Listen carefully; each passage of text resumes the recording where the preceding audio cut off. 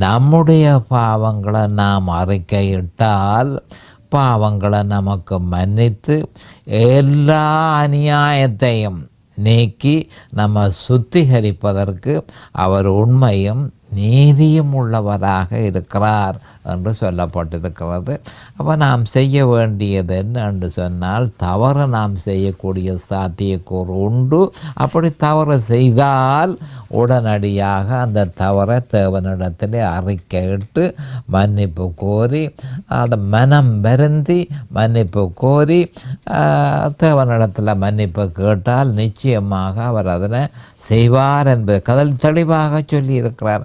எல்லா அநியாயத்தையும் நீக்கி சுத்திகரிப்பார் என்று சொல்லப்பட்டு கிடக்கு. அவர் பாவத்தை மன்னித்து எல்லா அநியாயத்தையும் நீக்குவார் என்பதை நாம் தெளிவாக அறிந்து கொள்ள வேண்டும்.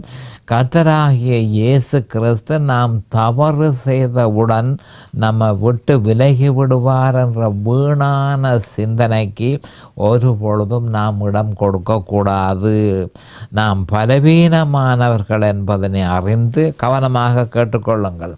அப்போ அந்த சிந்தனைக்கு இடம் கொடாமல் நாம் பலவீனமானவர்கள் என்பதனை அறிந்து இந்த பலவீனத்திலிருந்து நமக்கு விடுதலை கொடுப்பதற்காகவே தேவன் மனுஷனாக தன்னை பலியாக சிலுவையில் ஒப்பு கொடுத்து தன்னுடைய இரத்தத்தை சிந்தி நம்முடைய பாவத்தின் கடன்களை கொடுத்து தீர்த்து பாவத்தின் ஆதிக்கத்தில் இருந்து நமக்கு விடுதலை கொடுத்தார் என்பதனை அறிந்து உணர்ந்து அதனை தொடர்ச்சியாக நாம் விசுவாசிக்க வேண்டியதே தேவனுடைய எதிர்பார்ப்பாய் இருக்கிறது.